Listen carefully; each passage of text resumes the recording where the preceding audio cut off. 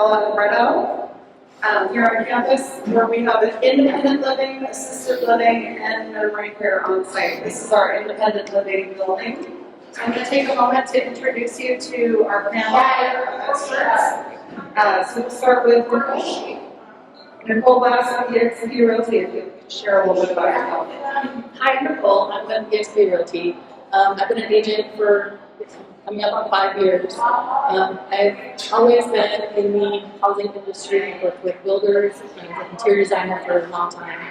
And I just thought my next progression would be real estate, and here I am. Hello, I'm Paul Fritz. I'm the broker owner of Fritz Realty Group. I've been in real estate for 20 years. I started out in commercial. In 2012, made the switch to residential. We have a small brokerage here in Ellis County, and we specialize in senior and probate real estate. So we really want to put a focus on that and give back to the community in that aspect. My name is Clifton with the Clifton Law Firm. I'm an attorney focused on elder law. I'm VA accredited, so if you're dealing with elder law issues, if you're dealing with estate planning, probate, or with VA issues, those are the areas that I'm. Hello everyone, my name is Stephanie Phillips and I am the owner of Caring Transitions.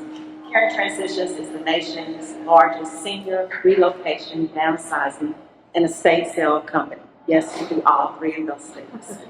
And this is just an area that I love. I love to help people when they need to downsize and when they have all those things left in their home that they need to have sold. I come in as well and help with that. And then if they want to move, I can help with that, and I'll even make up their beds and hang up their pictures and everything to just make sure that they can live in their new place from day one. So it's a privilege to be here, and thank you for having me. Thanks. Yeah, how about putting some heavy hitters?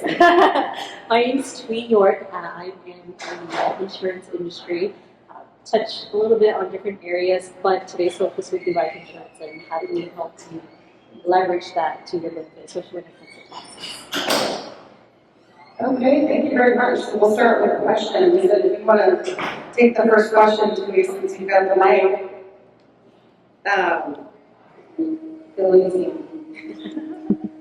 So one of the questions that's commonly asked with her is, what can I do with my life insurance policy if I have one?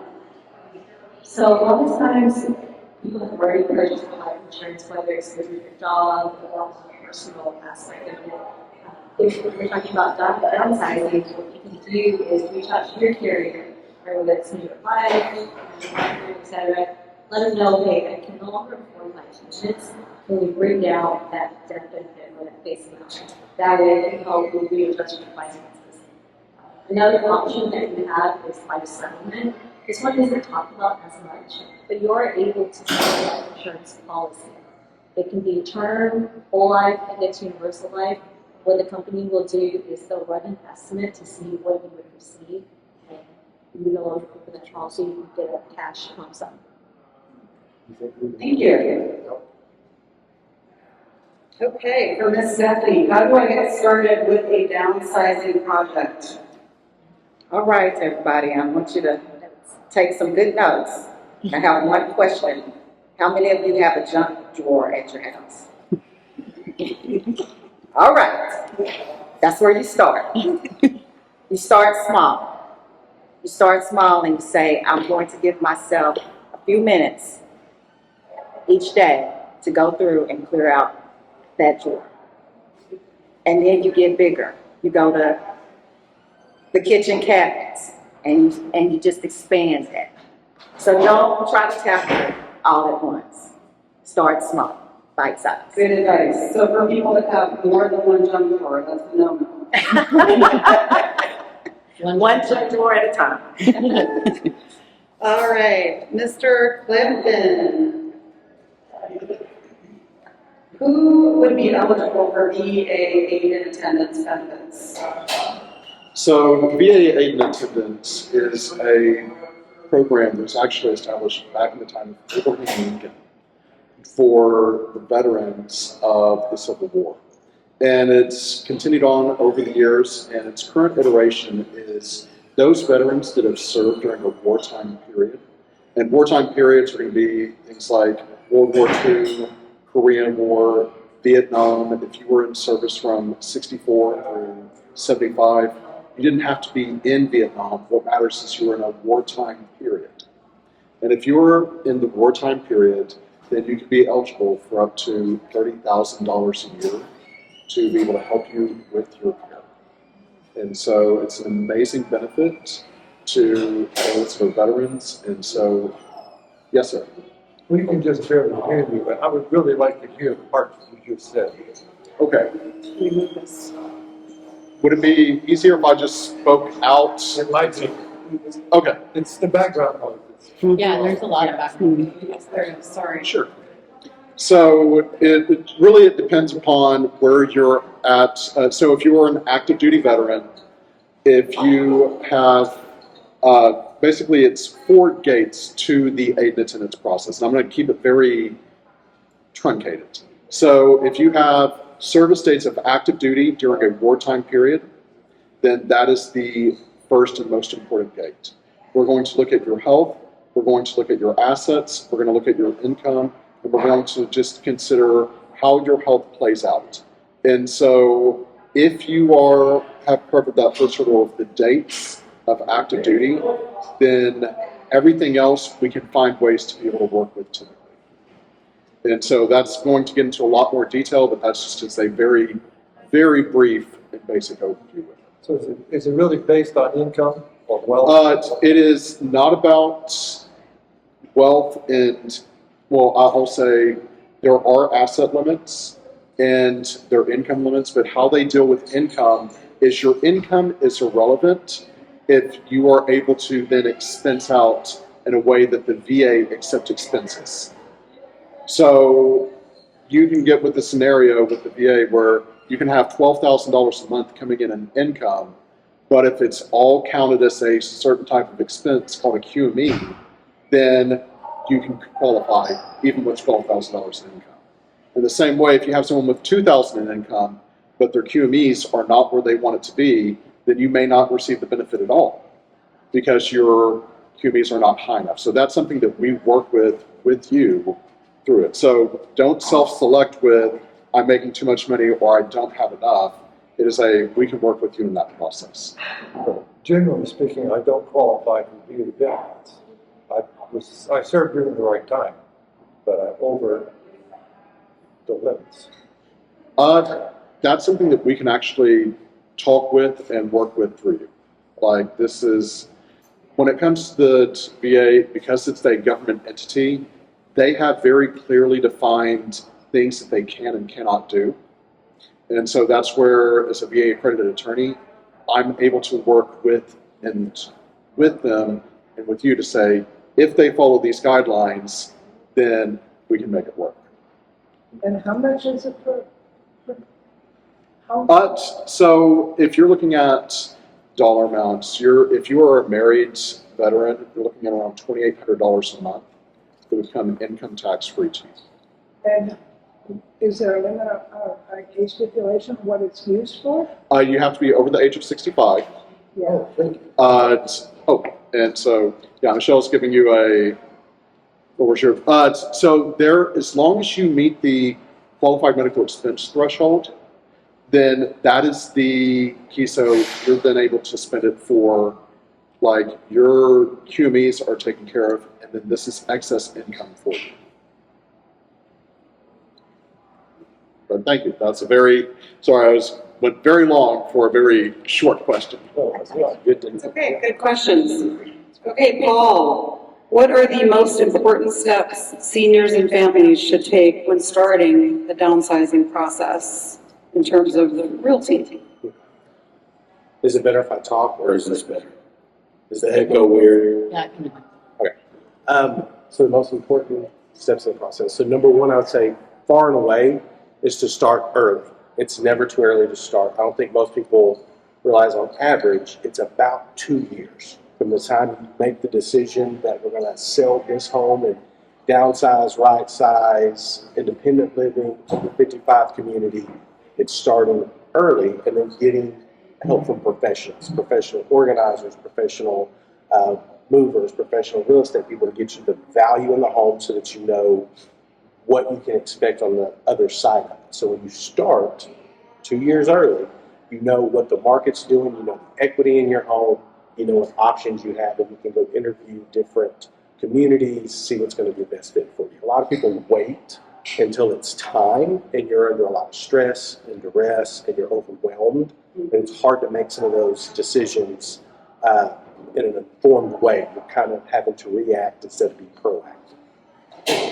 You can't plan a market 2 years in advance. You cannot. It's impossible. Today's market is not going to be the same market as 6 months from now, 3 months from now. Absolutely. Every day. So there has to be some way that you can expedite this, and at least have some knowledge about what you want to do. Okay. If I would like to sell my house during the next seller's market, whatever that is, whether it's 3 years or 5 years or 10 years. I can't tell you when it's going to be, but I'll tell you when it's here.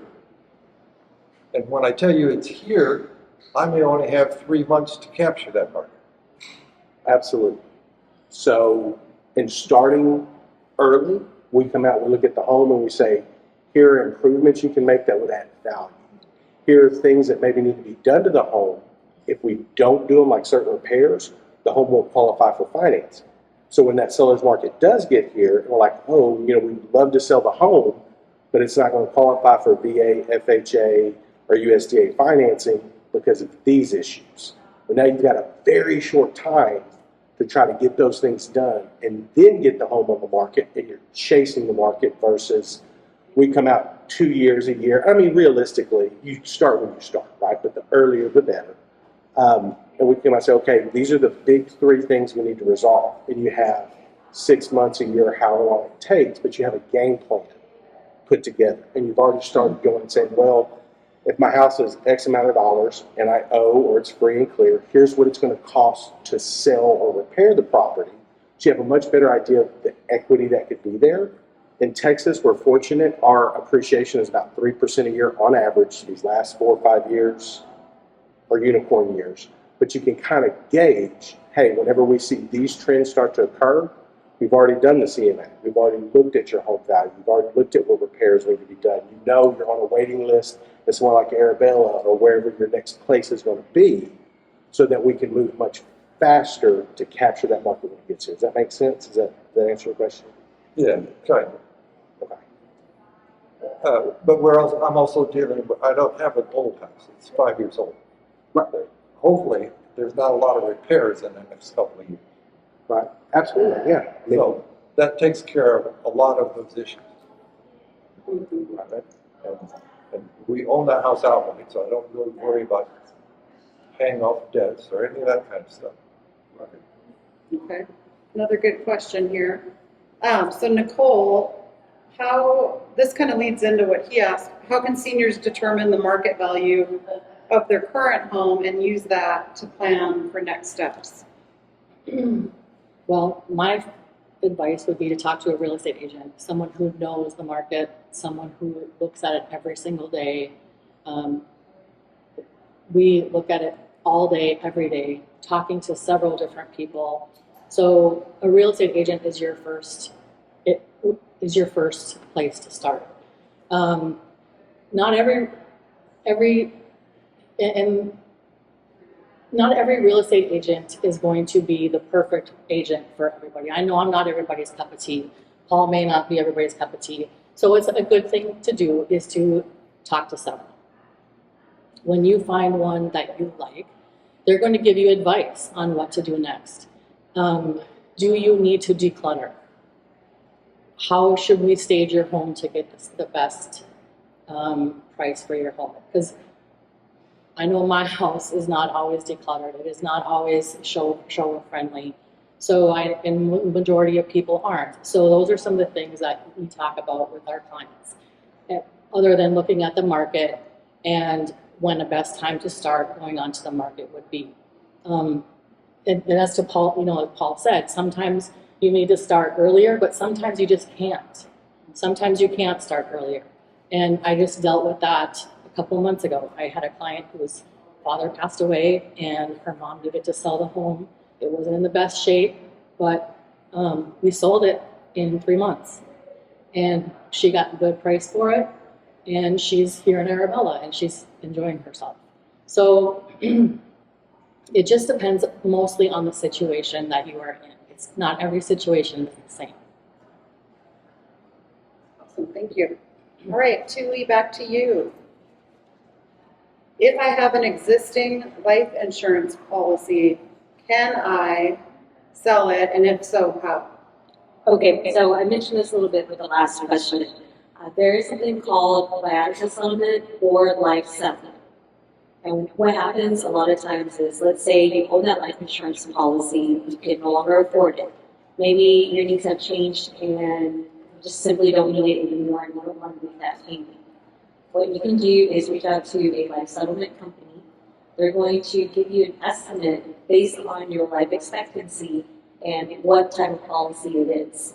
This can take anywhere from 1 to 3 days. Sometimes it takes a couple of weeks. It really just depends on your age and your health. What does your health history look like? Because they're going to take all of that into consideration. For most people, I would say in the last 18 months, the average payout that we've been able to do with a specific company I'm with, it's been a little over $1 million. And that just lets you know there are people that have the coverage, they had big policy amounts, they no longer need it, and they're getting that money back into their pocket versus letting that policy lapse and not getting any return on that policy. Good information. Okay, Miss Stephanie. Oh, she's got a question over here. You can do that with any life insurance policy? With pretty much any life insurance policy, term, index universal life, whole life. Do you have a policy currently? Yes. Okay, yeah. I'm happy to share some more information after the fact if you want to share I something. didn't even know that existed. Yeah. Okay. All right. Miss Stephanie, what should I do with things that I'm downsizing that are holding a high amount of value or maybe collectibles? All right, so this is a fun question because I go into a lot of houses and everything is valuable, everything. I say that very jokingly. I recently shared this. It's a thing called the endowment effect, and that means when you hold on to something, you view it as more valuable. The longer you hold on to it, the more valuable you view it to be. And it could be that big jar of matches that you have, and you say, I've held on to these for however many years, and this is really valuable. But if we set that out somewhere, typically, there wouldn't be much value to it. What I find in this work is that there's a lot of sentimental value and not necessarily retail value. So I have a lot of hard conversations. Everything is not valuable. That's probably the first thing. We have a way, again, I go into people's houses, they say, oh, I saw this was on sale on eBay for XYZ. And I say, what did it sell for? Because anybody will put a price tag on it on eBay. But I have information on what it actually sold for, and that's a big difference. So we have to go through. We have to touch those things when we go into homes and say, okay, where is there really value? And a lot of times it's the very unique things that you can't find anymore that create a lot of value. So, Great. Thank you so much. Do you help in simply getting rid of this stuff? absolutely, yes. That's my major. That's, I'm not putting value on it. I'm thinking about how difficult it is to just get rid of it. yes, and a lot of times, like, if we do come into a scenario, like you mentioned, where you have to get out of your home quickly, we'll go through, we can be done and clear out a home in a month. And I'm giving myself a little bit of time when I say a month. I could actually probably do it in a couple of weeks. So yes, we have those scenarios where we can clear out, because we're ultimately trying to get you to the big asset, which is your house. The things in your house are not as valuable as that asset of your home. So yes, we do that all the time. Good questions. Okay, Mr. Clifton, is an attorney needed when you're filing for VA aid and attendance? So when it comes to aid and attendance, the real question is where are you at in the process? And so if you are a veteran and you have no income, no assets, and you're going into a facility tomorrow, there's going to be very little that needs to be done in order to get you to qualify. We had one client came to us. She was a widow. Her husband passed away in 1953. He was a World War II vet. She never remarried. And she was a lunch lady, so she was one that was going to give you sloppy joes and all that fun stuff. Well, she retired, and her income was a little over $1,800 a month for retirement. She thought, okay, well, I should be able to get this. She put in an application. They said, ask her questions on it. She answered them the best she could. And they came back and said, congratulations, you're entitled to $100 a month because you make too much income. And her response is, what are you talking about? And because she didn't answer it in a way that the VA understands how to answer questions. So just like, for example, the VA, if you tell the VA, I have leukemia, the VA's response is, we don't care. If you tell the VA, I have leukemia, but I have activities of daily living that I'm having issues with, the VA now cares about your activities of daily living. So they don't care about the diagnosis, they care about how this affects you. So now I have ambulatory issues, I have bathing issues, I have these various issues. Now they have to respond to that.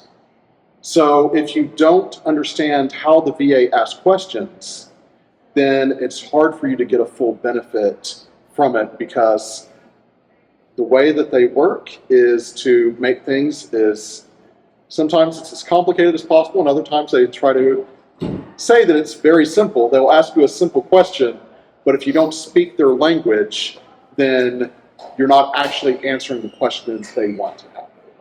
So is a VA attorney required? It is not. But if you are looking to try to navigate, it is always easiest to have someone that has an expertise in this area. Very good. Yes, ma'am. Oh, yes, ma'am. What's the difference between the program you're talking about now and the disabled vet? Thank you. That is a very good question. So disability is because of injury during your time of service. So for example, if you were in the infantry and you're walking and a tank ran over your foot, they would say, okay, you have a broken foot, you have a disability, and they're going to give you a rating. So 10% disability, 20%, all the way up to 100% disability rating. That is for your injury during service. Aid and attendance has no requirement that you have any injuries during your time of service. So it is 100% based upon where you're at now, based upon your service dates and your needs. Can you qualify for both? You can, but how the VA works with disability and aid and attendance is you can receive the higher of the two. Good to know. And where do you go to get started with this program? I would say the easiest thing is you can give us a call, and it is a no-cost consultation to just be able to say, these are the things that the VA is looking for. We're going to ask you some questions, kind of like what I went through of looking at assets, income, where are you at as far as health concerns, what were your dates of service, and we'd be able to come back to you and say either kind of three responses. Response number one is you cannot qualify because of something like you were never active duty. So those are hard lines. There's nothing you can do to overcome that. Second scenario would be you are qualified. There's nothing you need to do. Fill out your name basically and you can have the benefit. Third scenario, which is where I typically come into play, is there's an area that does not allow you to receive full benefits if you applied on your own. And so it may be I have too much income. I have too much in assets according to the VA. It may be that we're having to, I told the VA I have leukemia, but they're not understanding how that translates into activities of daily living. Those are the kind of things that we will then work with the VA, let them understand so that we're speaking the same language in order to maximize the benefit available to you. How long is the process? Is it really time? So if we did, let's just say that you wanted to say we're looking at things tomorrow for application. First, we'd have to determine where are you at on the spectrum. Are you qualified now? Are you not qualified now and nothing can be done? Or does something need to be done? If something needs to be done, then we can take care of it. And depending upon that, if you put in an application, it will generally take between 3 and 6 months for us to come back to final approval, but they will back pay you all the way to the time of your application. So that is it is a process, but you can get back pay. But it's also a program that only is looking forward. So that means if you would have qualified for aid and attendance 10 years ago, but you never applied until today, you can get today going forward. You don't get 10 years of back pay, even though you would have been qualified. Thank you. Questions, Very good ladies? question. Thank you. Mr. Paul, okay, let's see. What are some of the common costs associated with selling a home and moving into a senior living community? Common costs typically associated with that are the normal ones that most people know, the commissions to sell the home. Things that they don't look at are expenses of the home, maybe repairs that need to be made, certain maintenance items, what else? Staging of the home, things like that that typically aren't looked at by people until they get ready to sell the house. Other costs, there may be deposits at the new location, whether that's assisted living, independent living, an over 55 community. And the reason I keep clarifying those, because you can sell a house and then buy a house in an over 55 community. You can use a reverse mortgage to buy the house in an over 55 community, still downsize, still right size, buy a house in, it's really considered a condo in some situations. It looks like a home, but the community maintains the exterior, so yard maintenance, roofs, exterior, all of that. So it's not knowing what that next step's going to cost and figuring all of that out. And then you have moving expenses. If you're going to do like an estate sale, or you're going to do any kind of yard sales or decluttering, if you're going to have antiques, memorabilia, items of value, like getting those appraised if you're going to sell those. And all those things factor into your net equity position into your next living situation. Okay.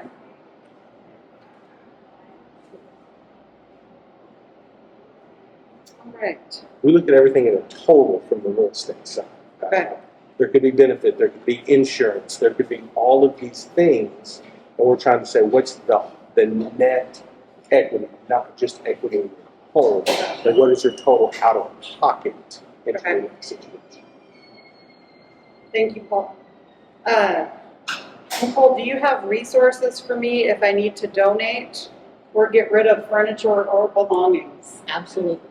Okay. 100%. There are, in Ellis County, there is what's called Manor House. And Manor House is a great place to donate furniture and clothing, anything like that. They do a lot of work with the homeless in our community, and they have a food bank for, even if there's food that you need to get rid of from your home, they will take pretty much everything.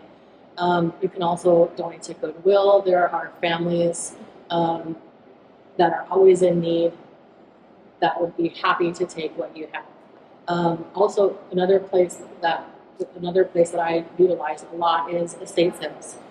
Estate sales are, especially if your money is tight and you're short and you don't have as much as you thought you'd have. An estate sale is a good thing to do to get rid of. It's basically a rummage sale, but you're not having to do anything. You have people like Stephanie who will take care of all of that. And you just let them deal with it and pay them to do that for you. So those are some really good resources for getting rid of items. Great. Okay, Ms. Tui, how does all of this affect my taxes if we're getting back to the life insurance? So when we're working, we're young, we're spry, we're just spending money, maybe giving away money to the 401k, etc. When you use your life insurance policy and there's a cash value to it, there is the potential to withdraw that cash value that can incur taxes. You can sometimes take it out as a loan, which would kind of work around the tax aspect of it. Now, if you sell your policy in life settlements, you do want to consult a tax strategist. That tax strategist could be a CPA, could be an enrolled agent. Definitely double check to see what the credentials are for that person. And they'll look at your whole financial picture, just like you were mentioning. Your financial house comes into play because what do you pay for your house taxes, your property taxes? What's your pension taxes, 401k, IRS even?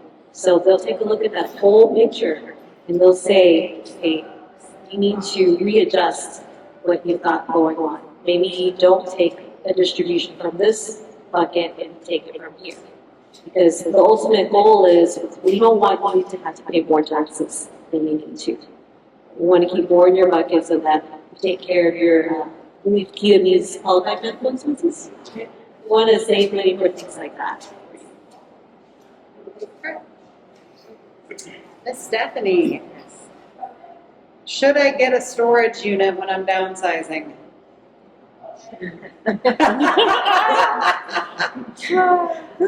So here's a general rule for downsizing. Don't pay more money to downsize buying things. Like I go into homes, they say, oh, well, Stephanie, we want you to downsize and we're going to go buy all these little crates and carts so we can, don't do that. We'll find something within the house. So I would say you're not downsizing if you're going to go get a storage unit. You're just expanding your territory. Yes. So I would say that's not a good idea to downsize to a storage unit. If you say, Stephanie, I want to downsize because I'm going to put everything that I'm going to keep in that storage unit and everything else I'm not going to keep, then I'll say, okay, we can do that. But if you say, I'm going to get a storage unit so I can just get more stuff and I can go buy, I'll say, we can't get a storage unit. So, all right. Fair enough. Can I add on the storage unit? Yes. Yes. Obviously, I'm big on planning ahead and making decisions. Yes. What we find is when people go get into the storage unit, they're delaying the decision, which adds stress and makes you feel more overwhelmed, which Right. makes you take less action. Right. So, to your point, like that is not helping. Sorry, I didn't mean to. No. Close the loop. And believe it or not, a lot of people do that when they're downsizing, so that's why that's a good question there. Okay. Clifton, what is probate, and is there a way to avoid probate with my house? Very good question. So probate, in a very simple way, is government recognition of either a piece of paper or heirship and allow you to distribute out from your estate. So probate is the process of government recognition. So if you wrote out a will and you bring this will to any one of us and say, I've got this will, my mother passed away and she left me everything, sell the house. The response will be, no. The reason why is until it's probated, it is just a piece of paper. And so that piece of paper, without government recognition, is just a piece of paper. So if you're looking at avoiding it, usually what we recommend to clients is to do things like a ladybird deed. You may be familiar with TODs, which is transfer on death deeds. That way it will go immediately after you pass away, they bring the death certificate in, and then immediately it transfers to named beneficiaries. We can also do stuff using trusts. And so I'll just say personally, I try to avoid probate as much as possible. And the reason why is because then it's the government getting up into telling your family about what your wishes are without your input any longer. And so if we can find ways to avoid it, that is always a way to make sure that you have what you desire and can facilitate it in a way to make sure that you either create a legacy or honor your family or things that you care about. Yes, ma'am? Is there a limit on when you do probate? There is a limit. Well, I'll say that there is, if you probate a will after 4 years, then you have to prove to the judge that you were not negligent in providing this will to the state within that 4-year time period. They would have to notify every single potential beneficiary. There's going to be an attorney ad litem involved. So it becomes a lot more of a difficult process. So if you do it within 4 years, you're not negligent. But after 4 years, it's a process. What if there's no will? If there is no will, then the question is what do they have? And what we'd look at is what's called intestate proceedings. And so that means, did they have a house? We can do something like an affidavit of heirship to try to move the house into family member's name. But it's basically the state will say, if you did not have a will, then these are the default provisions. So it would first go to children. If you have no children, then it will go up to your parents. If you don't have parents any longer, they would go up to your parents, down to your siblings. And so there's a process that is involved with that. But generally speaking, when you're looking at this, it's best to talk about this ahead of time as opposed to after the fact. So my encouragement is always get this done sooner rather than later. It's the same thing if you were to go to a judge because they say that you are no longer competent. And so who is the judge going to decide if they say that you're incompetent? That is the judge's decision, not yours. And so if the judge says that you're incompetent and you say, well, I want my buddy to be my power of attorney, I want him to be my guardian, judge can say, doesn't matter what you think, you're incompetent. You don't get a choice. So we're going to go with this guy over here. And so that is where it's very much right now, when it comes to pre-planning, especially knowing that there could be issues with health or memory or things of that nature later on, you can set all your ducks in a row now versus have to be forced into ways that you don't necessarily want to in the future. So I've got a follow-up question to that. So what is the difference between a last will and trust, and, what is the difference between a will and trust or a probate avoidance?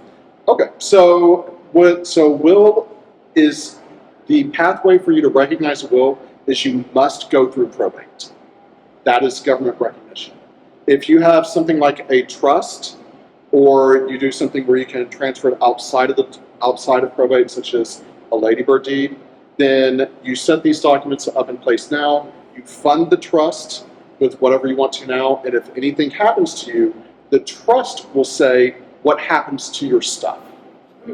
So if let's say that you put in, this cup of water into your trust, you say, after I pass away, then Rachel, I want everything in this thing to go to you. It's been funded with a cup of water, so after I pass away, that cup of water is now yours. That is how the trust functions. It is a thing to hold stuff, and then you have desires that if event happens, which is if I pass away, then it will go to XYZ. And it completely avoids the probate process of going in front of the judge. Okay, so we like trusts. Can I add, go ahead. I have a question. I've been trying to research trust, and I know you have to fund the trust. Yes.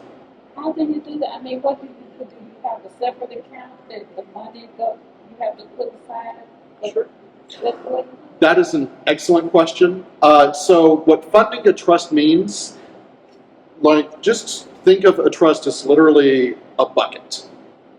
If you put it into the trust and it's inside the bucket, now the trust will say how things will go about. But if you never put it into the bucket, then it's not part of the trust, which means the trust doesn't get to say how it goes. So with something like a house, what we would do is we would do a deed filing that says that the trust is the owner of this. If it is going to look at a bank account, we're going to do things like we can either have a joint with rights of survivorship, where if something happens to you, someone else has access to funds. We can do trust account where they put their money into the trust. They can do that with CDs. So a lot of times it's just going to the bank and saying, hey, this is the trust that we've created. All I want to do is make everything in the trust name. A lot of time we can do it under your social security number. So that makes everything simple. And so now the trust owns it, even though you are controlling the trust. But thank you. Very good question.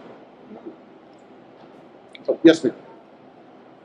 What do you suggest that you put in a trust? We have a trust at our home and our bank accounts, and those are actually the only things that are actually identified as a trust. And one of the things that I think about is cars. Do you suggest putting cars into the trust? I did look into it, and it's rather expensive to get the title redone in the trust. So very good question. So kind of the idea is if you want to avoid probate, then whatever you did not take care of ahead of time is going to have to go through probate to go through things in a, we'll call it legal language. So if with a vehicle, a lot of times what I would actually suggest is there's actually a transfer on death deed you can file with the DMV. And if you pass away, then the vehicle will go to X person. That is, you don't even have to put it into the trust. It just is but you have to do that with every vehicle. Yes. So you can't do it with one and not the other. It is a transfer on death. So a TOD. And it would not be probated. no, it would go to, so they would actually, so let's just say you wanted to give it to, Rachel, I'm going to just pick on you. So we're giving everything to Rachel today. You wanted to give it to Rachel, then you would write on their TOD to Rachel if I pass. What will happen is when you pass, we'll get death certificates. They take that death certificate to the DMV. Poof, title magically appears in Rachel's name. So now she is good to go. She has a vehicle, and you have passed it without going through a probate or other forms of state. Same thing, big things will be IRAs, 401ks. You can actually call the company that your IRA or 401k with and ask to have designated beneficiaries. Yeah, we have done that. So that is big. So it doesn't have to go into the trust. It is these designated beneficiaries. If something happens to me, it goes to XYZ. So whatever you don't do, though, that is the stuff that we have to deal with after. Well, so that includes like furniture and things like that. That would have to go to probate. It certainly could. So a lot of times with that, what we would do is have the trust own all of your stuff. And so you can actually transfer to stuff all of your, well, we'll just call it personal items, personal effects, personal property, which would include things, your couches, your jewelry. And you can even have designations within that of, I want, if when I pass, let's say that you have a diamond brooch. I want that diamond brooch to go to person X, and you'd have that set up in your trust. Okay, does it have to actually be a part of the trust document, or can you keep a running list of personal assets to attach to that trust with a staple or a paper? So with my trust, the answer is yes. You can have little sheets of paper that you say what you want to do with them. The only thing that I would do is I would encourage you to make them neat, because if you start crossing stuff out and then circles and crossing out again, now things are going to get complicated. But if it's nice and clean, then no issues. Okay, thank you. Along that, can she just say all personal effects? Yeah, so it's the legal term is called personal property. Okay, it's just. And that is what we call all your stuff. Right. So she doesn't have to say the television, the couch, the. She does not, unless you wanted to give a specific, usually what will happen, let's say that you have 4 children and you want to give to all 4 of my children equally, your trust will say, I appoint child A as kind of the one in charge.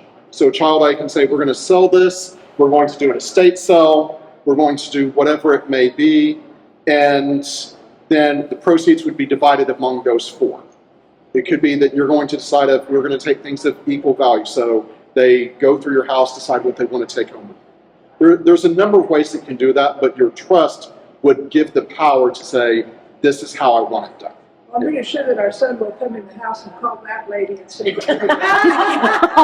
Yes, that's my question with the cars. Does it matter? I'm sorry, say that one more time? With cars, Yes. does it matter if the person that receives it upon death, does it matter if that person was in or out of the state of Texas? It would not if you filed it with the DMV. Okay. Now, if your car is licensed in another state, I can't speak outside of Texas. So the car's licensed here, the son lives in Boston. Yeah, that's no problem. He would just be owner of it, so you'd have to figure out how does She your would have to son. get rid of that car too. What's that? And then she would have to get rid of. That's right. You have to get rid of the cars. Can I jump in on that? Yes, go ahead. 2 things. Number 1, a will is like, this is what my experience was. The will is for emergencies. We didn't plan on it. The trust and estate planning is the proactive way to make sure your stuff goes where you want it to go. And a will takes anywhere from 6 months to 2 years to actually get through probate. So from the real estate side of that, somebody has to manage, maintain, pay the utilities on that home while it's in probate, and not everybody has resources for that.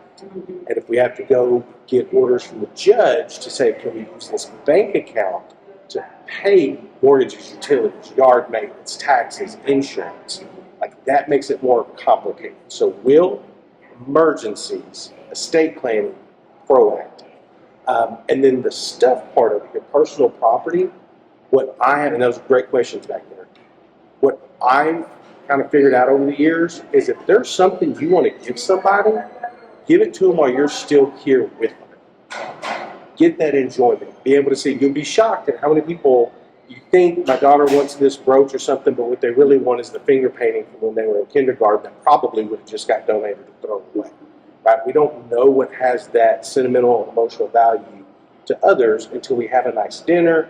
And I even had one lady, and I've kind of implemented this since, she took little garage sale tags, and they just wrote their names, and they went through the house one day, she had everybody over for dinner, and they put their names behind it, like, I'm going to get the china cabinet, I'm going to get the this.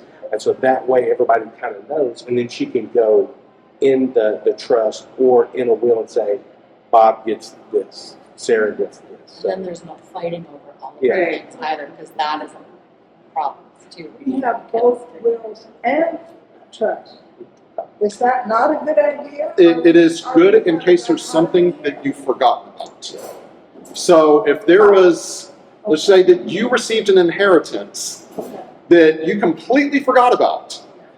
Say that it's, 10 acres in Milam County. I see. Well, who does that go to? And so that's where we would probate the will if there's just something that comes out that we were not expecting. I see. Okay, so it's not a bad idea to have both. and if it is something small like that, you can usually like small estate, a little bit of title or something. That's the only thing in the estate that's not even trust. There's other avenues.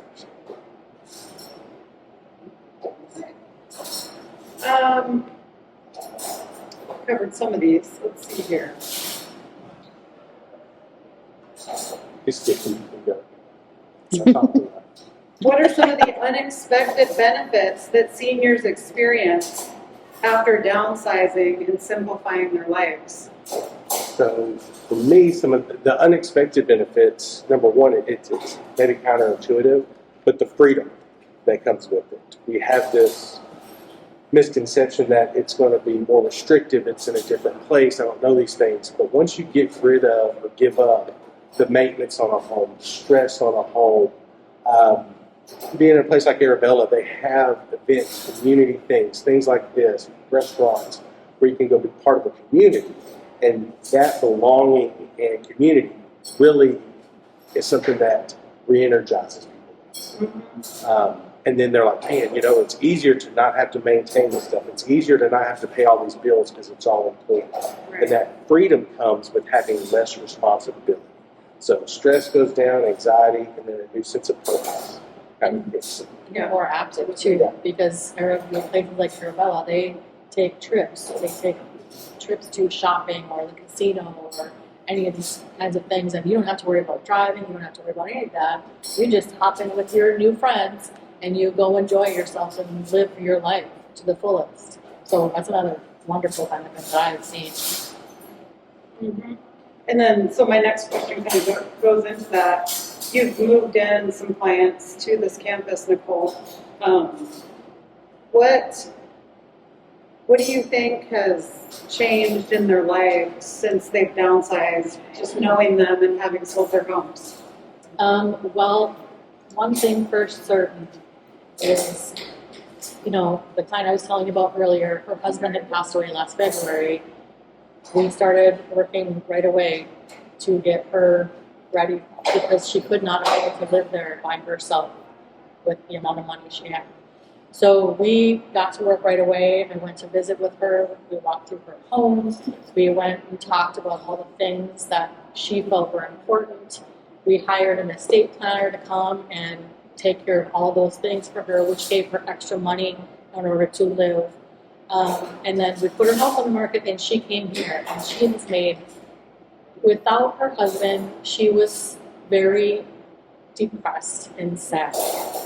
And here she has built a community of people that she can, because there are other people here that are in her same situation. So if she would have stayed in that home by herself, she couldn't afford to run the air conditioner anymore. She couldn't afford to, do the lawn, and she was on a half acre, the big house. So she needed some place like this where she could just be herself and make friends and enjoy life, because otherwise she would have been alone. And we all know that when you're alone, that has happened with my father, when you're alone and you're not active, you start to decline because you get in a state of depression. And that is something that we don't want to see for y'all. We want you all to be able to thrive and enjoy life, because you should. So, from my perspective, it has become a place where people have built another community for themselves. It's not just, they're not alone anymore. They have people who can relate to their situation, new friends that they have made, new experiences that they get to have, stuff that they would have never thought to do before. So it's been, I have two people here, and they love it. They enjoy it a lot. I love that. Does anyone else have any other questions? I'm done with my questions. Well, I have to say that this has answered some questions for me. Good. Good. It has answered some questions for me that have sort of been ruminating in the back of my mind while I was laying awake at night, thinking about it. So this has answered some questions. Amazing. I love that. I just thought, I had an extra 4-car garage. And in that garage, we put a tornado shelter. It's technically a movable item. It's a steel thing that's been bolted to the floor, but this is bolt on it. But does that have to be identified individually, or just part of the problem? Because you bolted it, you've affixed it, it is now part of the real property. Okay. Good rule of thumb for that is if it leaves holes or damage when you remove it, it is now part of the real estate. Say that again? If you install something like that to a home or to property, the rule of thumb is if you remove it and it causes damage to the property or holes in the ground like that, it is now considered to be fixed and it's part of the real property. So it's part of your house. Oh, so it doesn't have to be identified individually. Okay. So I don't plan on carrying a 6,000-pound. Okay.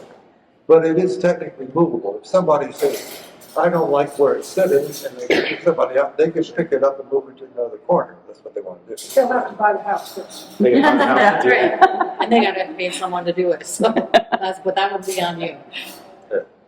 Okay. Okay, Question?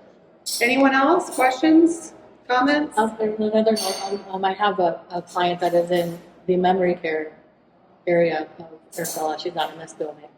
And she was going downhill really fast. And they put her in the memory care, and she is like a new person. She is thriving over there, and she is so happy. And she is able to walk again. And whereas before, she was not. So she went in there, and she is a whole different person. And her granddaughter, who's a friend of mine, who had to put her in there, we were just talking about last night. She said, best thing that's ever happened. It's awesome. Thank you for sharing that, Yeah. that's awesome. Best thing. Yeah, that's what it's all about. Yeah, For sure. absolutely. Thank you all so much for your time. Appreciate you so much, appreciate your partnerships. Thanks for having us here. Absolutely.